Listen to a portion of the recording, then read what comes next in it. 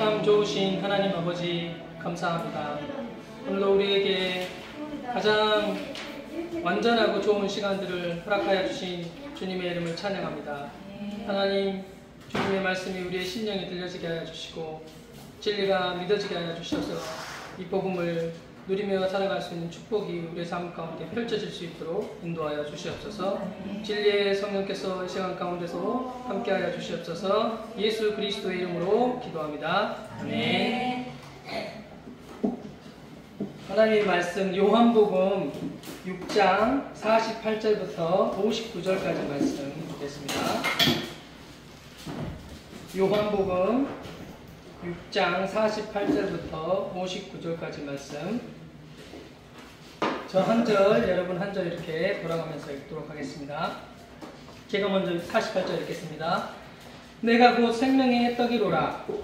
너희 조상들은 광야에서 만나를 먹었어 죽었거니와 이는 하늘로서 내려오는 떡이니 사람으로 하여금 먹고 죽지 아니하게 하는 것이니라. 나는 하늘에서 내려온 살아있는 떡이니 사람이 이 떡을 먹으면 영생하리라. 내가 주는 떡은 곧 세상의 생명을 위하여 내 살이라 하시니라. 이러므로 유대인이 서로 다투어 가로되 이 사람이 어찌 능히 제사를 우리에게 주어 먹게 하겠느냐. 예수께서 이르시되 내가 진실로 너희에게 이르노니 인자의 살을 먹지 아니하고 인자의 피를 마시지 아니하면 너희 속에 생명이 없느니라. 내 살을 먹고 내 피를 마시는 자는 영생을 가졌고 마지막 날에 내가 그를 다시 살리리니 내 살은 참된 양식이요 내 피는 참된 거로라. 내 살을 먹고 내 피를 마시는 자는 내 안에 거하고 나도 그 안에 거하나니 살아계신 아버지께서 나를 보내시네. 내가 아버지로 말미암아 사는 것 같이 나를 먹는 그 사람도 나를 말미암아 사시리라. 이것은 하늘로서 내려온 떡이니 조상들이 먹고 죽은 그것과 같지 아니하여 이 떡을 먹는 자는 영원히 살리라. 이 말씀은 예수께서 가버나움에서 가르치실 때 하셨느니라. 아멘.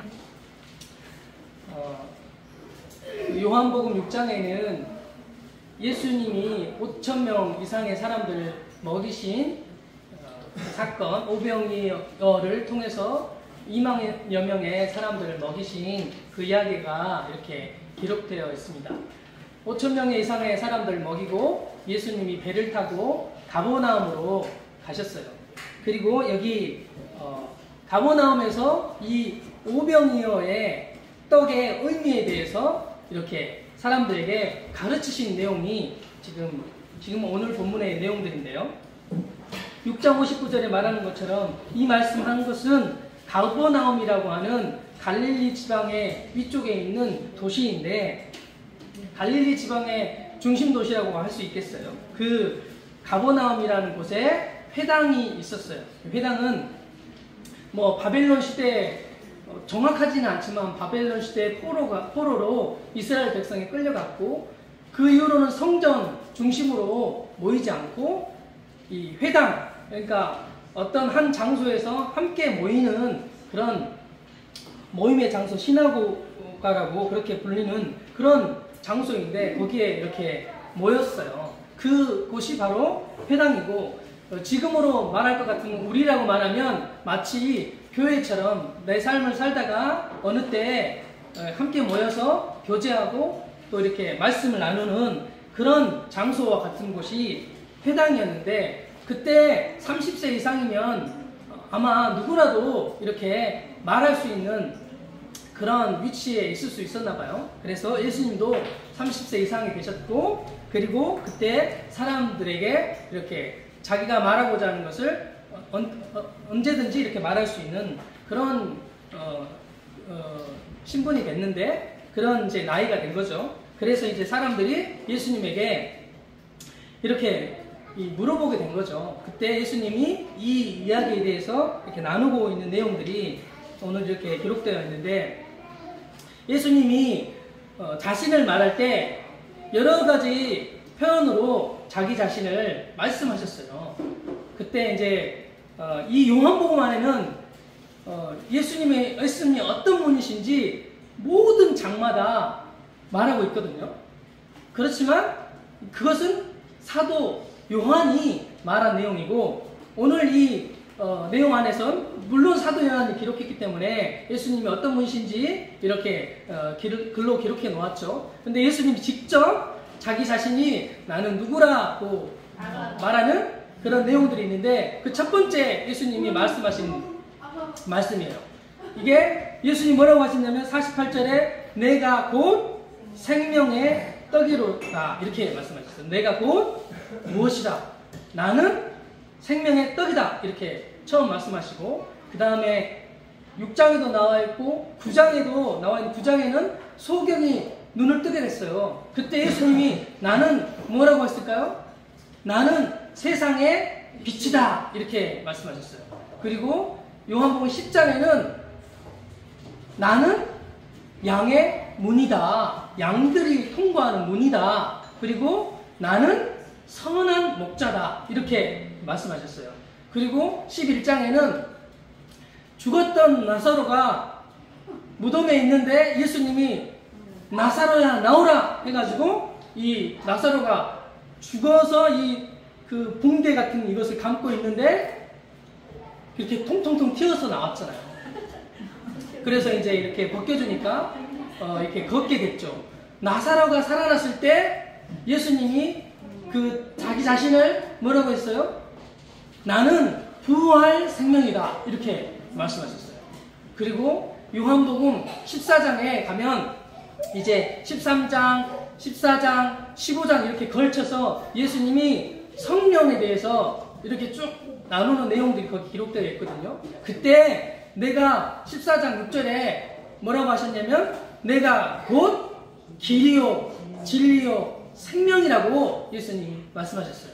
그리고 요한복음 15장에 가면 포도나무 비유를 말씀하시면서 나는 참 포도나무다 이렇게 예수님 당신이 직접 나는 무엇이다고 말씀하신 내용이 7가지가 이 요한복음에 기록되어 있는데, 그렇게 당신이 무엇이라고 이렇게 말씀하셨어요.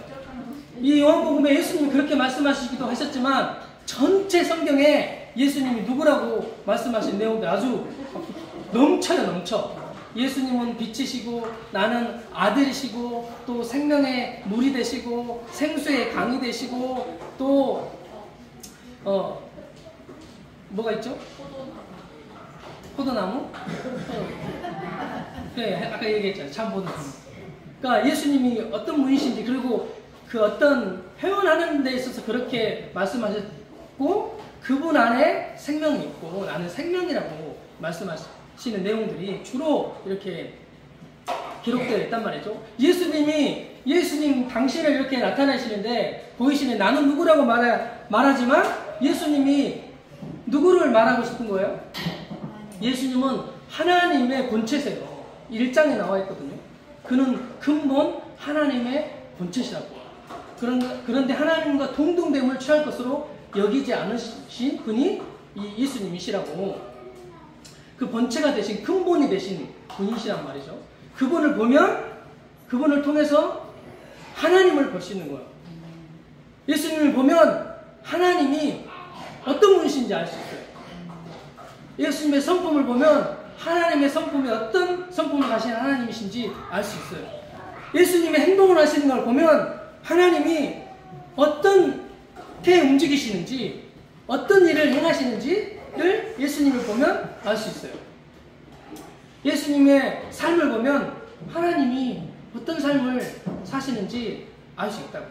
그분에게서 나온, 예수님에게서 나온 생명이 곧 하나님의 생명이에요. 하나님과 예수님은 동일한 생명이세요. 그러니까 그게 하나님은 하나님의 아들 예수님이라고 하잖아요. 그러니까 예수님은 하나님의 아들이에요. 하나님의 아들이란 말은 우리는 뭐 누구의 아들이에요? 그러면 뭐 그냥 누구의 아들이죠. 우리나라에서는. 근데 히브리 사람들에게서 아들이라고 하면 나는 하나님의 아들이라 이렇게 예수님이 말씀하셨는데, 그러면 내가 하나님이란 말이에요. 동등된다 이 말이에요. 하나님의 아들이라고 하면 누구의 아들이에요? 그러면 그 아들하고 그는 하나예요. 그러니까 이 이스라엘 백성들이 아브라함의 자손 이렇게 말하는 거예요. 그러니까 이스라엘의 시작한 사람이 바로 아브라함의 아들이잖아요. 그리고 유명한 사람 말하면 다윗의 자손 이렇게 말하는 거예요. 그러니까 그 생명이라 이 말이죠. 우리는 그 안에 있는 그 생명이라는 거죠. 근데 우리는 어떤 생명이에요? 우리는 두 가지로 말할 수 있는데, 첫째는 아담의 생명이에요. 아브라함의 자손이 아니고 아담의 생명. 아담의 생명은 어떤 생명을 말하는 거예요?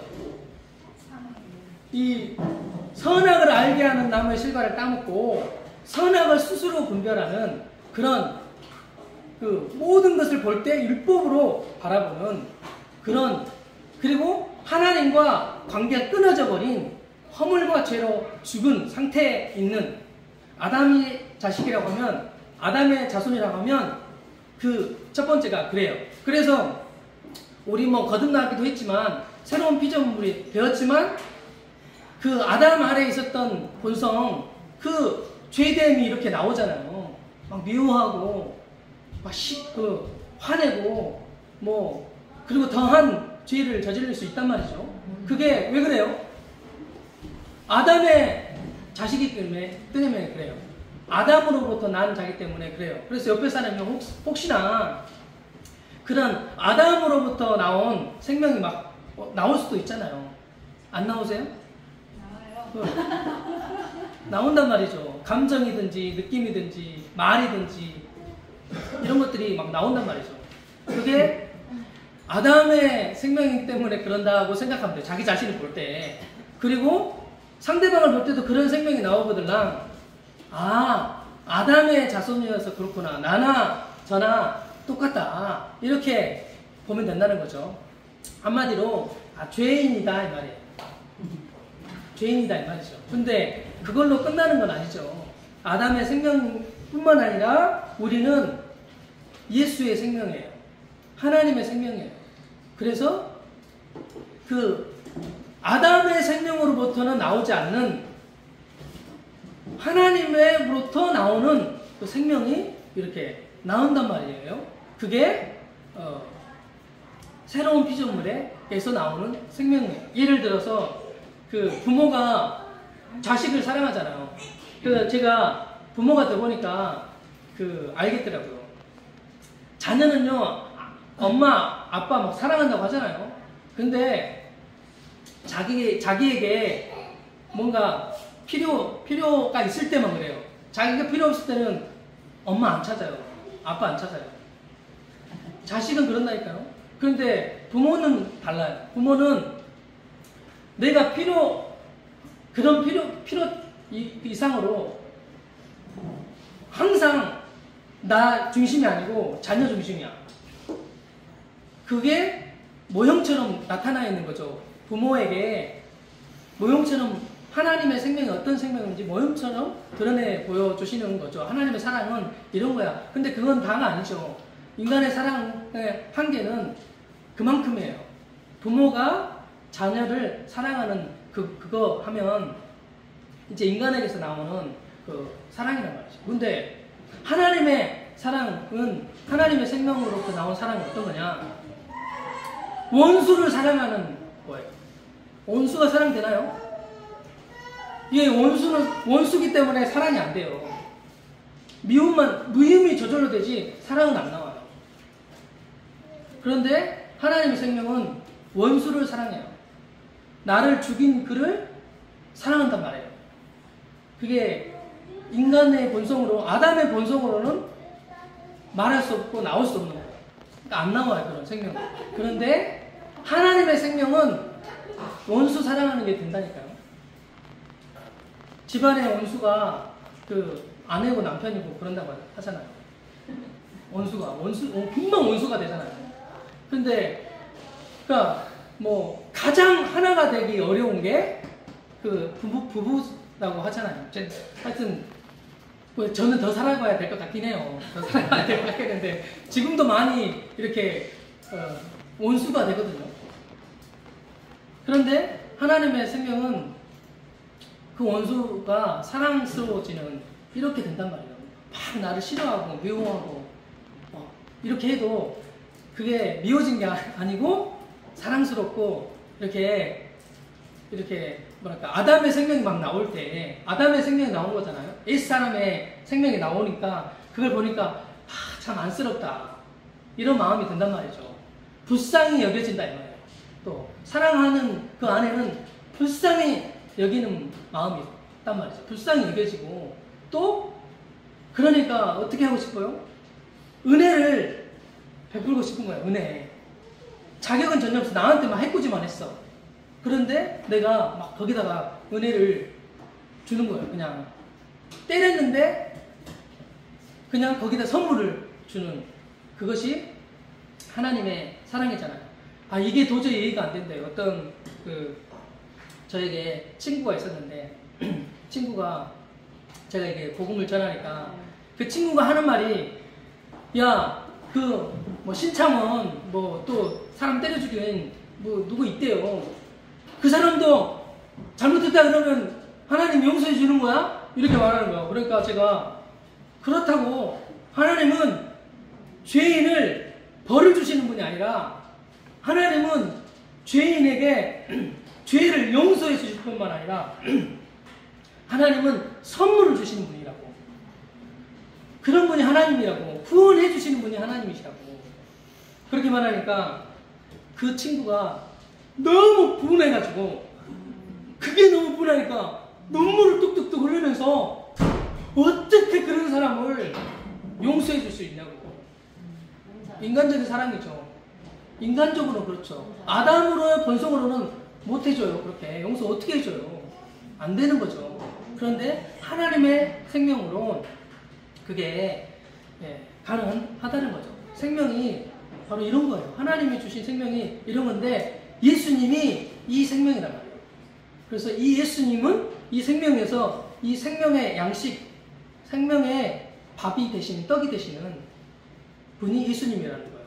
그래서 그분을 먹으면 그분과 동일한 생명이 그 안에서 나온다는 거죠. 이 내용을 오늘 예수님이 말씀해 주신 거예요. 읽어보시면 알겠지만 한 말도 하고 한 말도 하고 반복해서 말하시거든요. 왜 이렇게 하실까요?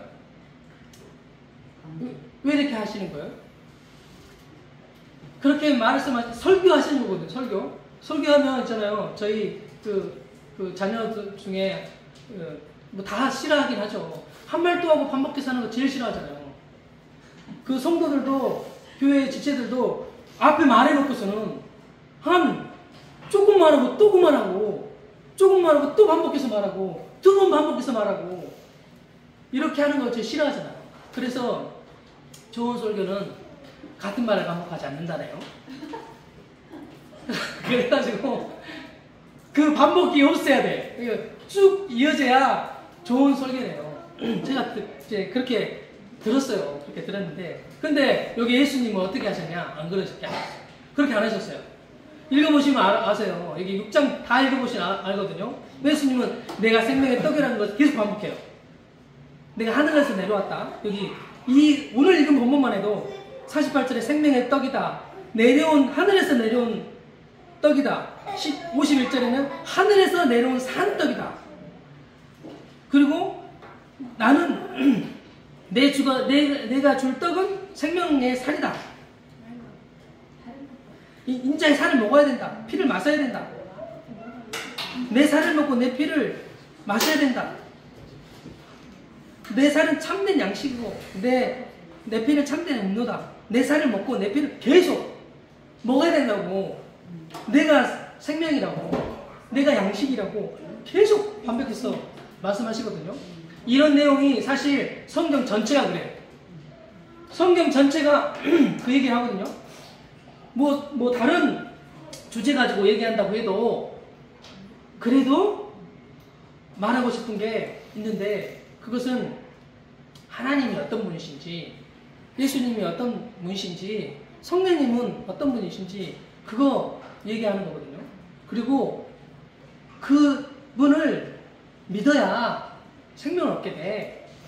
이거를 반복해서 얘기하거든요. 왜 계속 반복해서 얘기하겠어요? 안 믿어지니까. 안 믿으시잖아요. 그 심리학에서도 그 세상에서도 그 저희 어머니가 공개해야 되겠는데, 아니 어디 가서 뭘 많이 갖다 놓으셨더라고. 뭐 화장지, 뭐 비누, 샴푸, 뭐 닭, 뭐 생닭, 뭐 고기, 돼지고기, 뭐 바나나, 뭐 피망, 뭐 이런 거 잔뜩 갖다 놨어요. 냉장고 가득 채워놨어요. 그래가지고 제가 가지고 왔거든요. 가가지고 어디서 가지고 왔냐고 하니까 그 다단계 있잖아요. 다단계 가가지고 앉아가지고 2시간 정도 들으면 화장지 하나 준다네요. 2시간 정도 듣다가 하도 그러니까 미안하니까 그 2만 원짜리인가 3만 원짜리인가 이렇게 뭐지 이거 선크림이 2만 원이야. 5천 원이면 살 것 같은데 2만 원짜리 하나 사셨대요. 그리고 거기 계시는 분들은 뭐 100만 원, 200만 원, 300만 원 잘 쓰신다네요. 오시는 분이 할머니들이죠. 그렇게 거기서 선물 주면서 이렇게 반복해서 얘기를 해주잖아요. 그러면서 그 사람을 집중하게 한 다음에 세뇌시키는 거잖아. 세뇌시켜가지고 계속 말하게 시켜가지고 선물 줘가지고 이렇게 그 마음에 그게 그 사람이 믿어져 버린 거야. 사기꾼이 어떻게 사기를 쳐요? 저도 여러 번 들었는데 사기꾼이 잘해주잖아요. 그렇게 잘해준 사람이 없잖아요. 잘해주고 막 선물 갖다주고 완전 자기를 신뢰할 때까지 기다린단 말이에요. 또 그래가지고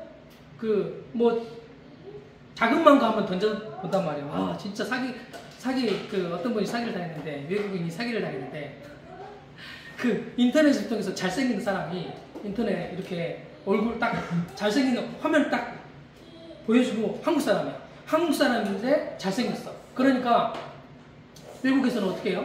한국 사람 아주 인기가 많거든요. 한국 사람이고 잘생겼어. 그러니까 그게 혹한단 말이에요. 자매들이. 저에게도 페이스북에 이상하게 자매들이 이렇게 친구 신청을 하는 거 보면 야리꼬리한 옷을 입고 이렇게 친구 신청을 하거든요. 제가 친구 신청을 받지 않는데 거기 보니까 친구가 누군가 봤더니 다 남자야. 남자한테만 친구 신청해가지고 그렇게 사기를 치려고 그렇게 한단 말이에요.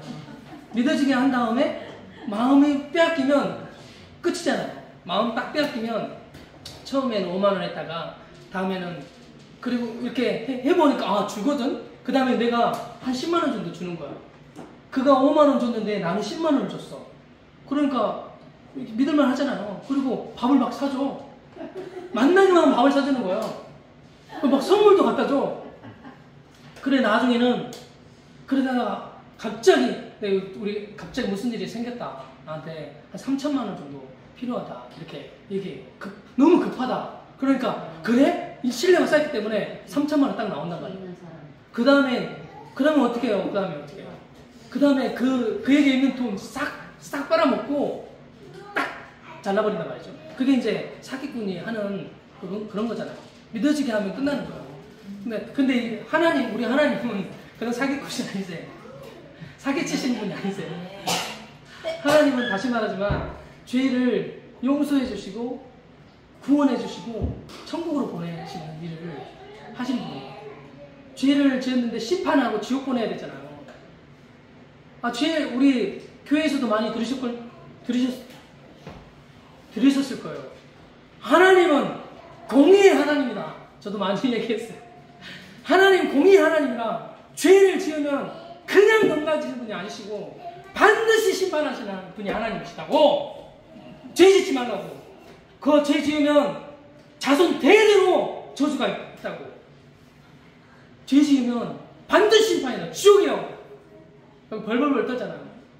지옥 보낸다고 그러니까, 재앙이 임한다고 그러니까, 심판하신다고 그러니까, 공의의 하나님이라고 말하면서 그렇게 한단 말이에요. 그러면서 말하는 말이 뭐예요? 회개하라고 이렇게 말하거든요. 제가 많이 해봐서 알아요. 이런 얘기 많이 해봤어요.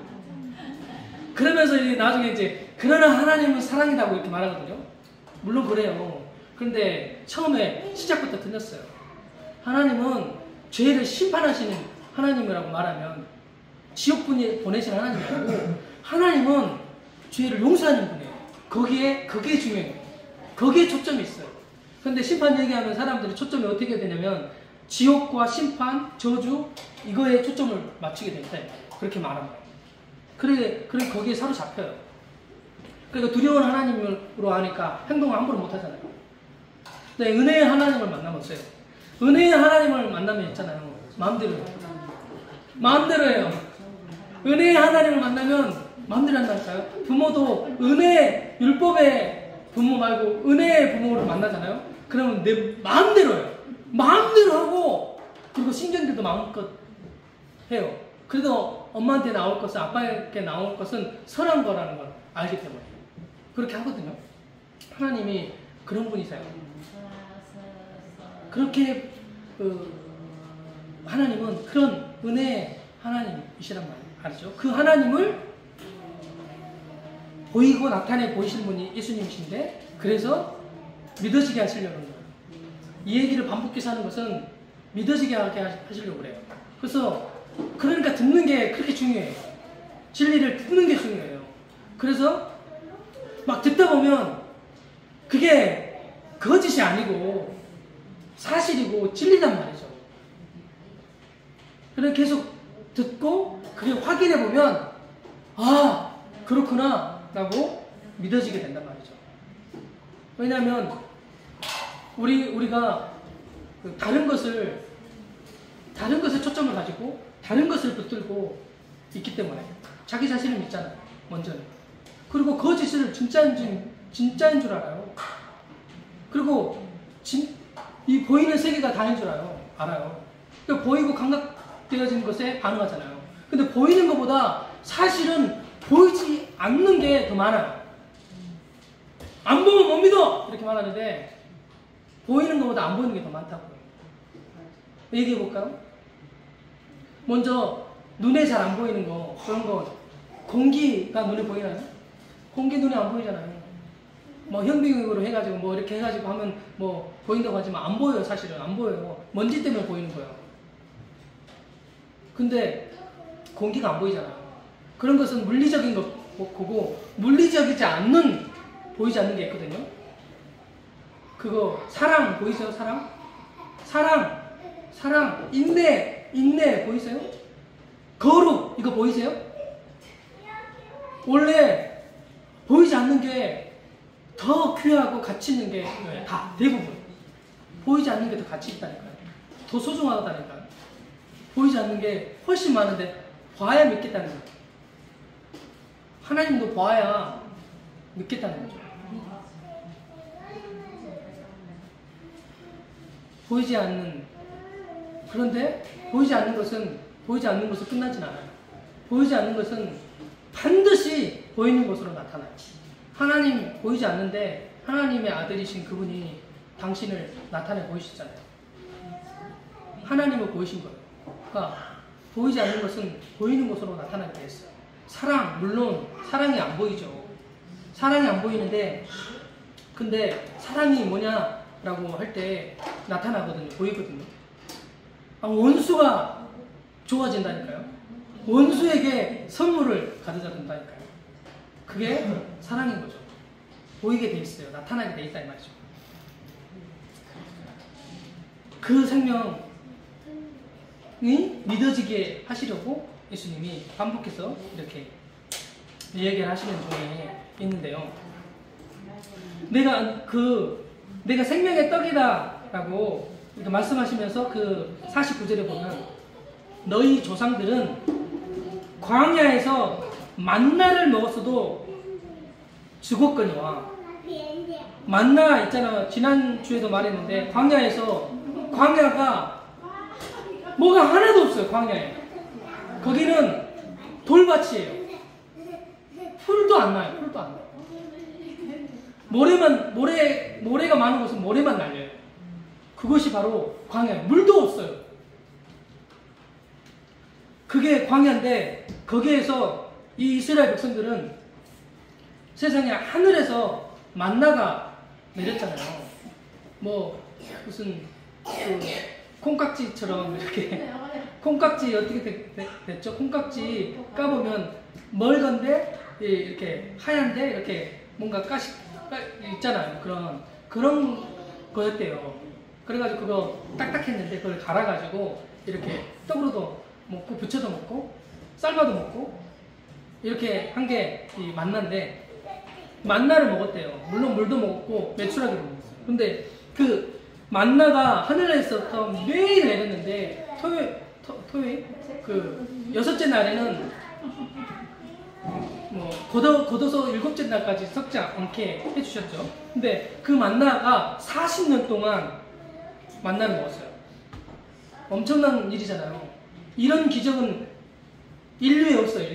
인류의 역사에 40년 동안 하늘에서 만나가 내린 사건이 없어요. 기적 중에 초기적이에요. 웬만한 기적이 아니고 초기적이라고. 한 번도 일어나지 않는 사건이에요. 이게. 이 기적. 엄청난 일이에요. 이런 기적 아무도 못 일으켜요. 근데 광야에서 이들이 만나를 먹었대요. 그런데 예수님 말씀하신 게 이 만나를 먹어도 죽었다. 그런데 나는 생명의 떡인데 나는 하늘에서 내려왔어. 그리고 이 떡을 먹으면 영원히 살아. 이렇게 말씀하시는 거예요. 안 죽는다 이 말이에요. 광야에서 만나를 40년 동안 먹었는데 죽었던 그들이 있는데 이 예수님의 생명은 영원히 사는 생명이래요. 영생이래요. 그 의미가 더 깊은 내용에 담겨 있지만 또 살펴볼 건데 이 40년 동안 먹었던 기적 엄청나잖아요. 기적 엄청 좋아하잖아요. 한번 제가 어디 집회에 간 적이 있는데 거기 가면 막 낫는데요. 치료가 된대요. 그래가지고 제가 기도를 했어요. 기도를 해가지고 저는 이제 다른 건 다 좋았는데 눈이 좀 나빴어요. 눈이 좀 나빠가지고 엄청 나쁜 것도 아니에요. 저는 제 눈은 뭐 나쁜 것도 아니에요. 그럼에도 불구하고 나았으면 좋겠다는 마음이 들었어요. 그래가지고 한 기도를 몇 시간 했네요. 기도를 몇 시간 하고 눈 이렇게 안경을 이렇게 벗어왔어요. 그래서 살짝 잘 보이는 것 같아. 기적이 일어나는 거 아니야? 이렇게 이제 생각했거든요. 근데 일어나진 않았어요. 계속 잘 안 보이더라고요. 그래서 이것만 해도 잘 보이는 걸 그런 기적을 바란다고요. 그런데 다리 아프거나 뭐 진짜 문제가 깊은 거 있잖아요. 귀가 안 보인다든지 눈이 안 보인다든지 그런 기적 체험하면 엄청난 일이잖아요. 그리고 그것을 계속 반복해서 경험한다고 생각해보세요. 아플 때마다 눈을 뜨게 됐어요. 근데 허리가 아팠네. 허리를 피게 됐네. 그 다리가 부러졌는데 뼈가 그럼 자동으로 붙게 됐네. 한 사람한테요 이런 기적이 많이 일어나는 것은 흔하지가 않아요. 거의 없었거든요. 근데 눈 떴지, 허리 펴졌지, 다리 부러졌는데 다리 붙었지, 암이 있었는데 암 치료됐지. 그런 게 계속 반복된다고 생각해보세요. 엄청나잖아요. 엄청난 기적이잖아요. 이런 기적과 비교할 수 없을 만큼의 기적이 하늘에서 만나가 떨어지는 거예요. 그거 다 우리 인생을 살아도 다 살 것 같지만 먹을 거 떨어져 보세요. 먹을 거 떨어지면 아무리 부하게 살았어도 잘 먹었어도 먹을 거 떨어지잖아요. 쓰레기통 뒤지게 돼 있어요. 저도 쓰레기통 뒤져봐서 알아요. 가난해져 보세요. 뭐 자식에게 필요한 거 공급해야 되는데 없어 보세요. 쓰레기통 뒤진다니까요. 옷 이거 떨어져 보세요. 옷 이거 하나도 없어. 구할 데도 없어. 그러면 쓰레기통 뒤진다니까요. 저기 가가지고 헌옷 수거함에다 손 집어넣어가지고 꺼낸다니까요. 옷이 없으면 그렇게 한다니까요. 남이 주면 팬티도 주워서 입는다니까요. 그래요, 진짜.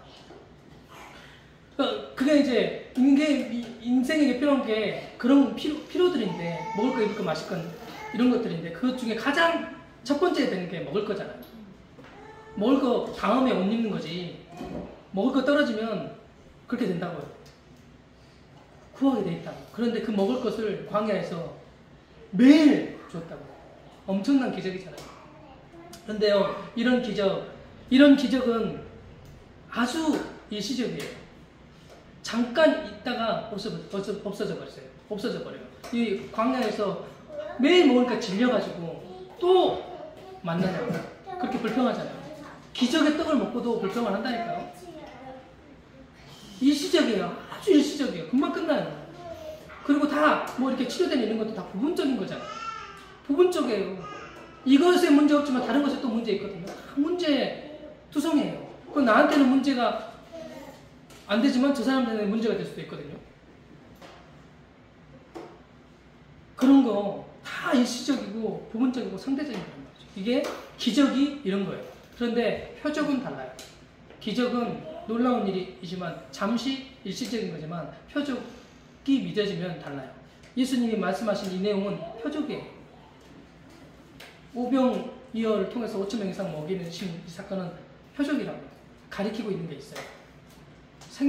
당신이 생명의 떡이고 먹으면 산다는 거예요. 먹으면 사는데 어떻게 사냐라고 할 때 영원히 산다고 했거든요. 영생이라고.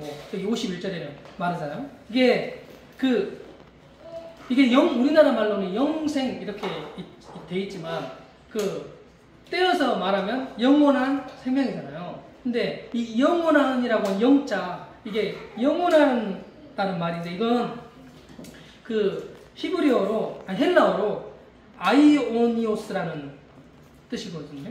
아이온이라고 하는 같은 말인데 이 말은 영원한이라는 뜻이에요. 근데 이 말 안에 세 가지 의미가 담겨져 있어요.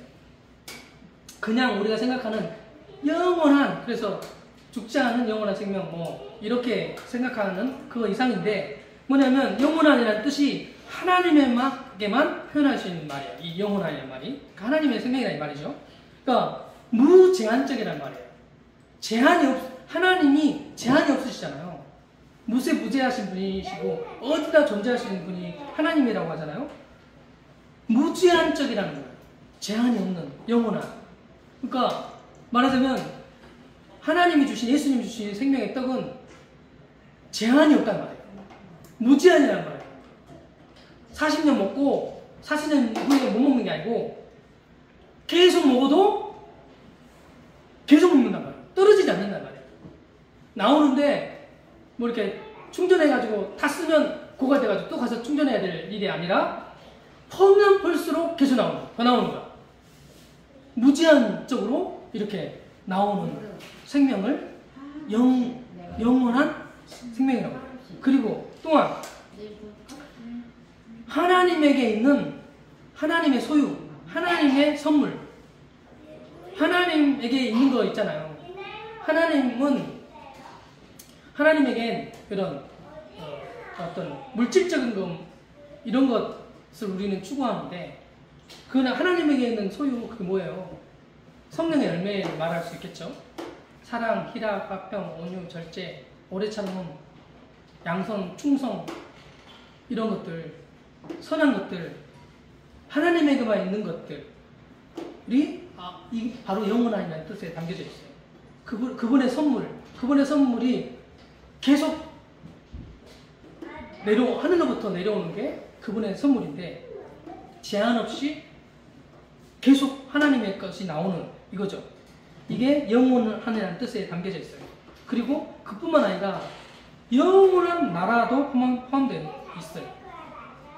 그 영원한 나라는 말은 그치지 않는 끝없는이란 말이거든요.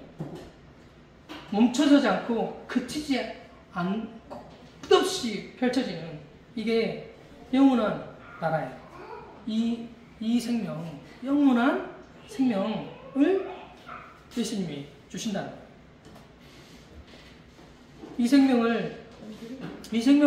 그러면 이 생명이 도대체 뭐지? 이 생명이 뭐예요, 그러면? 이 생명. 예수님이 먹으라고 하잖아요. 내가 막 좋아요. 예수님이 생명의 떡이고, 하늘에서 내려온 떡이고, 내려온 산 떡이고, 이거는 먹으면 영생해. 내가 줄 떡은 세상에 생명을 주는 거야. 생명이야. 그런데 도대체 그게 뭐지? 그게 뭘까요? 뭐예요, 이게? 알겠잖아요. 예수님의 생명, 이것도 알겠어요. 뭔가 대단한 것도 알겠어요. 영원한 생명이라는 것도 알겠어. 먹으래. 먹으래. 어떻게 먹는 거야? 먹으라고 하는데 어떻게 먹는 거냐고 이게 도대체. 어떻게 해야 되지? 그러면 좀 접근해 보면 믿는 건가? 믿는 거를 먹는다고 말하는 거라고 할 수 있을까? 그럴까요? 믿는 거 먹으라고 하니까 입으로 먹는 건 아닐 것 같고 뭔가 받아들이라고 하는 것 같은데 그러면 믿는 건가? 그러면 믿는다고 할 때 뭘 믿어오는 거지? 생명의 떡입니다 라고 이렇게 뭔가 실체는 없는데 그러니까 믿으러 오면 믿어지는 건가? 그렇지가 않다는 거죠. 그 예수님의 생명 먹는 건데 물론 믿는 거라고 할 수 있어요. 믿는 거라고 말할 수 있는데 더 구체적으로 말하면 믿어지는 거예요. 그분의 생명이라는 게 믿어지는 거예요. 그분의 생명 전혀 다른 생명 하나님의 생명이 믿어지는 거거든요. 근데 나는 한 번도 경험해보지 않았잖아요. 나는 그 하나님의 이 생명, 예수님의 이 생명, 하나님에게 있는 생명을 한 번도 경험해보지 않을 수 있거든요. 경험해보지 않았기 때문에 경험해본 거는 쉽거든요. 저기 예를 들어서 그 바다가 있는데 바다에 저는 물고기가 있다는 사실을 알아요. 그러니까 낚싯대를 바다에 던진단 말이죠. 그래서 물고기를 잡아요. 그런데 이거를 전혀 몰라. 이걸 전혀 모르는 사람에게 어떻게 해요? 어떻게 믿어지게 해요? 이 사람에게? 설명을 해주겠죠, 일단은. 근데 그 설명보다 더 좋은 건 뭐예요? 보여줘야 돼요. 거기에 물고기가 있어 라고 한 번 보면 끝나는 거예요. 그러면 그때부터 그 사람도 가서 낚싯대 던지거든요. 그게 이제 믿어지는 건데 한 번도 이 생명을 누려보지 못했어요. 어떤 생명인지 몰라요. 이 생명이. 그런데 이 생명을 보여주신 분이 누구예요? 이것을 보여주신 분이 예수님이에요. 예수님이 하나님의 아들로서 이 땅에 오셔서 하나님의 생명을 보이시는 분이세요. 그래서 그분이 하나님의 생명이 어떤 생명인지 보이세요. 그래서 그 보이는 것 중에 가장 핵심이 뭐예요? 십자가에 죽으신 거잖아요. 하나님의 생명이 이런 생명이라는 거죠. 원수를 사랑하여 자기를 내어주신 거예요. 그리고 죽음만 있는 거예요? 아니에요. 부활하셨어요. 부활했는데 하나님의 생명은 부활 생명인데 나사로처럼 죽었다가 살아나는 그런 소생이 아니에요. 예수님이 살아나신 것은 부활 생명이거든요. 다시 죽지 않는 생명이 부활 생명이에요. 부활하셨어요. 그리고 예수님이 하늘로 올라가셨죠. 그분이 직접 이걸 보이셨어요. 그리고 오신다고 하셨죠. 그래서 직접 보여주신 거예요. 이 생명이 어떤 생명인지. 그의 삶을 통해서 예수님의 삶을 통해서 그분이 어떤 생명인지 보여주신 거예요. 그러니까 예수님을 믿으면 예수님과 동일한 이 생명을 한다는 거예요. 네, 이것이 믿어지고 그 생명을 산다고 할 때 조금 이제 또 나눠드리면 여기 예수님이 먹으라고 하잖아요. 예, 그게 잘 의미가 더 다가오지 않을 수 있는데 어떤 의미냐면 이거 먹으라고 한다고 할 때 이 성경에 이 내용을 알려면 구약으로 가면 알거든요. 구약에 그 5가지 제사가 있거든요. 번제, 소제, 화목제, 속제제, 속건제라고 하는 5가지 제사가 레위기서에 기록되어 있어요. 그 중에 5가지 제사를 3가지로 뽑으면 번제, 속제제, 화목제라고 할 수 있거든요. 근데 3가지 제사를 한 가지 제사로만 말하면 뭘 말할 수 있을까요? 화목제거든요. 라고 할 수 있거든요. 화목제. 화목제에는 다 포함되어 있거든요. 화목제는 어떤 때 드리는 것이 화목제냐면 기쁨이 있을 때 드리는 거거든요. 기쁨, 감사, 집안에 뭐 결혼했다든지 큰 잔치, 뭐 자식이 돌아왔다든지 큰 잔치가 벌어질 때 이 화목제를 드리는데요. 다른 제사는 불로 태워서 없애거든요. 근데 화목제는 안 그래요. 화목제는 하나님께 다 드리고 많이 드리거든요.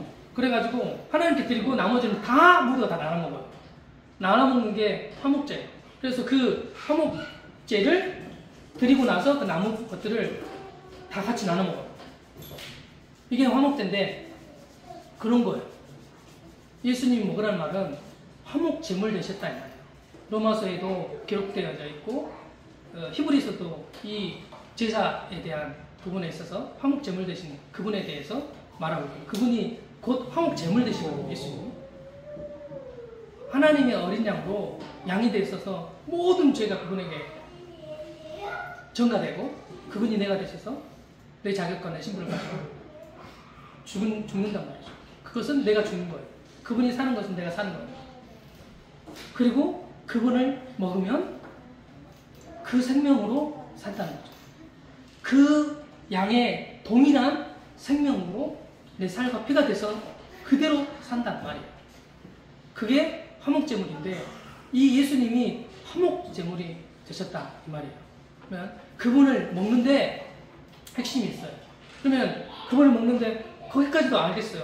그렇게 해서 그게 화목제물을 먹으면 그렇게 된다. 그럼 예수님의 살을 어떻게 뜯어먹느냐고.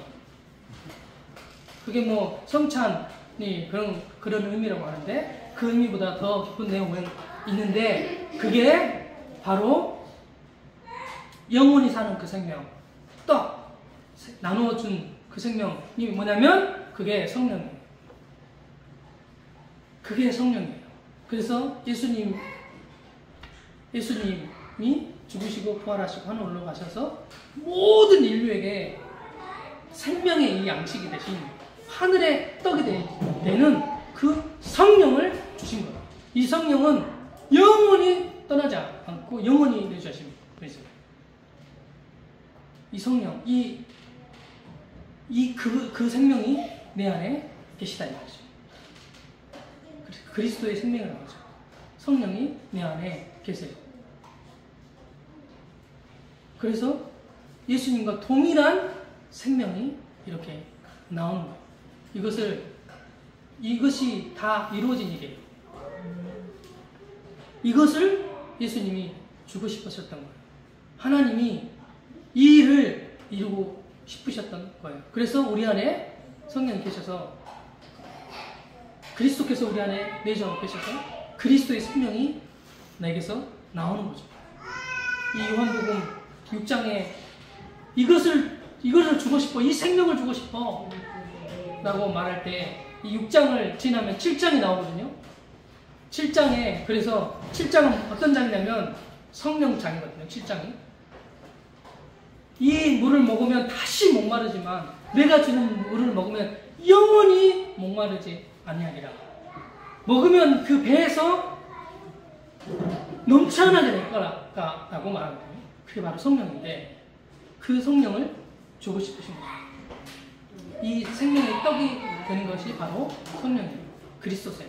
내 안에 계신 그 분이세요. 이분을 먹으라고 하는데 이미 주셨어요. 이미 주신 걸 아는 그것이 먹는 거예요.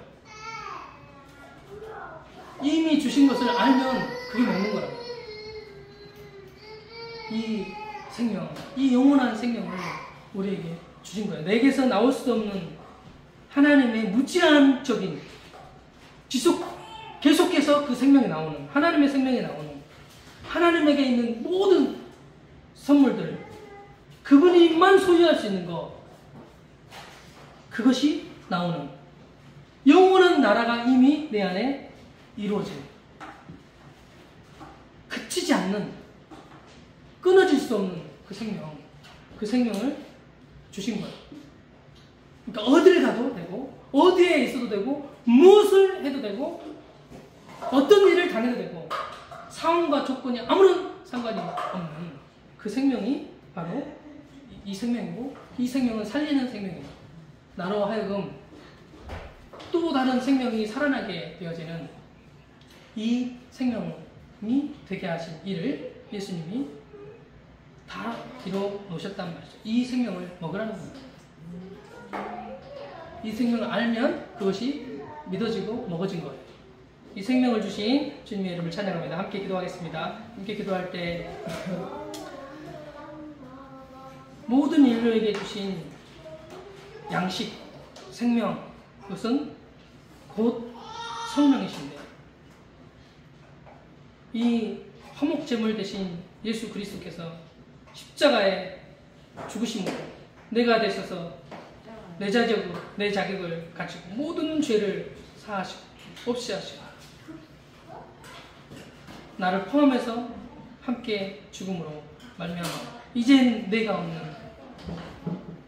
그 삶을 살게 하시려면 내 안에 그리스도께서 사시는 이 삶을 살게 하시려면 하나님의 동일한 생명을 살게 하시려는 이 일을 다 이루는 사실, 알기만 하면 누릴 수 있는, 알아지기만 하면 믿고 누릴 수 있는 이 삶을 살게 하여 주신 주님의 이름을 찬양합니다. 예수님이 하나님의 생명을 사셨고 또한 제자들이 예수님과 동일한 생명을 살았습니다. 그 많은 그리스도인들이 그리스도인이라는 이름을 가지고 동일한 예수 그리스도의 생명을 살아 지금까지 이 생명을 이어지게 하신 이 놀라운 끝이 없는 복음의 역사를 펼치고 계시는 주님의 이름을 찬양하며 오늘도 우리에게 이 생명의 풍성함을 허락하여 주신 내 안에 사신 그리스도, 내가 믿음을 써서 사는 사람이 아니라 그리스도께서 나를 통하여 사시는 이 놀라운 삶을 허락하여 주시는 성령을 모든 육체에게 부어주신 이 일을 이루어 놓으신 주님의 이름을 찬양하며 이 떡을 먹고 영생의 삶을 누리게 하신 삶을 허락하여 주신 주님의 이름을 찬양하며 함께 기도하며 나아가겠습니다. 함께 기도하겠습니다. 하나님 아버지 감사합니다. 하나님 보잘것없는 인생입니다. 하나님 또 진리를 보이시고 진리를 알게 해주시고 이 진리를 누리게 하시는 삶으로 이끌어주신 주님의 이름을 찬양합니다. 하늘에서 내려온 살아있는 떡, 예수님이 줄 떡 대신 부여하시고 수여하시고 선물로 주시는 그분이 바로 성령이시옵소서. 알게 해주시고 주여 이 일이 다 이루어진 일이고 이 일은 성취된 일이며 알기만 하면 누릴 수 있는 축복 허락하여 주시고 생명 우리에게 허락하여 주신 주님의 이름을 찬양합니다. 하나님 끊어지지 않는, 그치지 않는, 멈추지 않는 생명의 풍성함이 우리 가운데서 마음껏 쏟아져 나오게 하시고 하나님 이것이 믿어지게 하시고 잊어지게 되어지는 축복을 하나님 또 누릴 수 있도록 허락하여 주시옵소서. 샘솟듯 하나님의 생명이 나오게 해주시고 하나님 내게서뿐만 아니라 지체로부터 나오는 생명의 풍성함이 또 누려지게 하시고 또 함께 영광을 누리며 나아가게 해주시고 허락하여 주실 주님의 이름을 찬양합니다.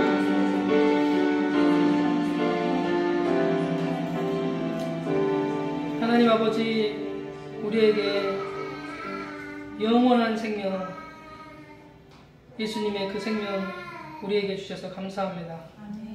제한이 없는 멈출 수 없는 끊어질 수 없는 그 생명이 나오게 하시는 하나님 당신에게만 있는 모든 당신의 성품들이 나오는 자격 없는 자에게 베풀어 주신 하나님의 은혜가 어떤 것인지에 대해서 그 사랑의 어떠함이 나오지 아니할 수 없는 그 생명 허락하여 주신 영원한 나라를 이미 이루어 놓으신